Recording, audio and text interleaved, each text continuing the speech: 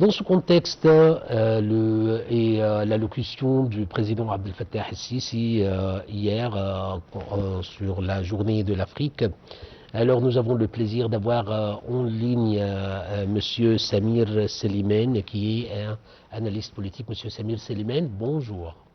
Bonjour, bonjour tout le monde. Alors, Monsieur Samir Slimane, si vous avez suivi hier le mot du président Abdel Fattah el-Sisi en ce qui concerne la journée de l'Afrique, comment évaluez-vous les principaux messages adressés du président à l'occasion de la journée de l'Afrique, notamment en ce qui concerne l'unité et le développement du continent noir? Bien entendu, donc le président Abdel Fattah el-Sisi a adressé un mot extrêmement important, qu'il a englobé presque les principaux soucis de la Corne africaine. Le discours du président égyptien s'inscrit dans une continuité de la doctrine diplomatique d'Égypte,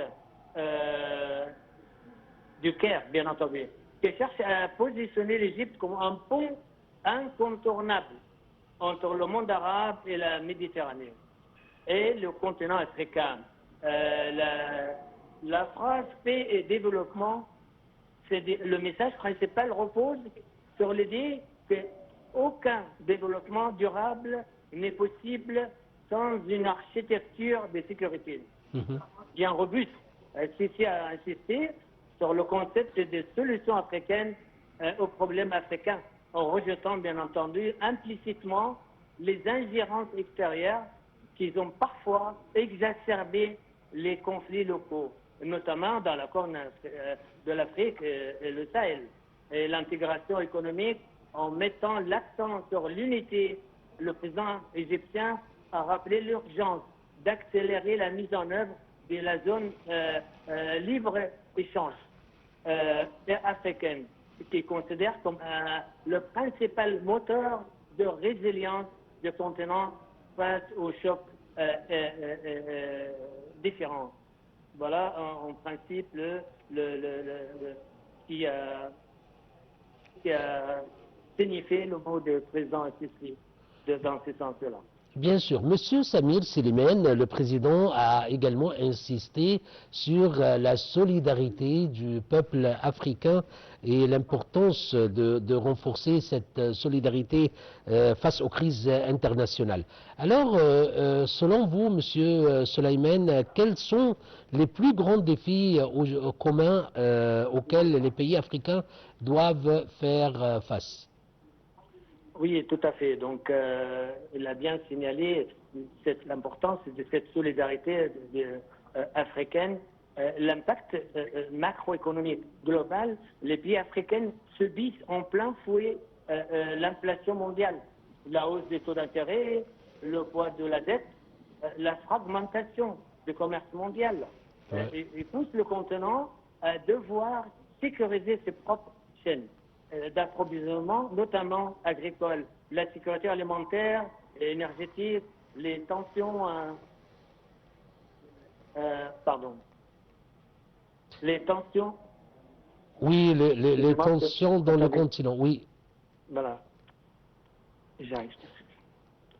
La sécurité alimentaire et énergétique, les tensions géopolitiques mondiales perturbent l'accès aux engrais et aux céréales. Le défi se transforme en potentiel agricole africain pour atteindre l'autosuffisance. La vulnérabilité aussi climatique, bien que l'Afrique mette moins de 4% de gaz à effet de serre mondiaux, elle subit de manière disproportionnée la sécheresse et les inondations. Désertification, qu'il s'agisse comme des multiples facteurs de conflit. Monsieur Samir Slimane, alors la question de l'eau a été choisie comme thème principal pour l'Union africaine pour l'année 2026. Alors, selon vous, quelle est l'importance stratégique de ce dossier pour l'avenir du continent africain?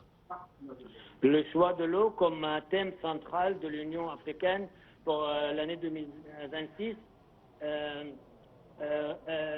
découvre l'importance hautement stratégique, en particulier pour l'Égypte, bien entendu. Bien entendu, oui. Sécurité hydrique, bien Ouais. entendu, et souveraineté de l'eau n'est plus seulement une ressource vitale, mais c'est un enjeu sécurité national de transfrontalière Bien pour sûr. l'Égypte, pays en situation de stress hydrique quasi total, dépendant du Nil. Ce thème est une tribune idéale pour promouvoir une gestion concertée, équitable et respectueuse.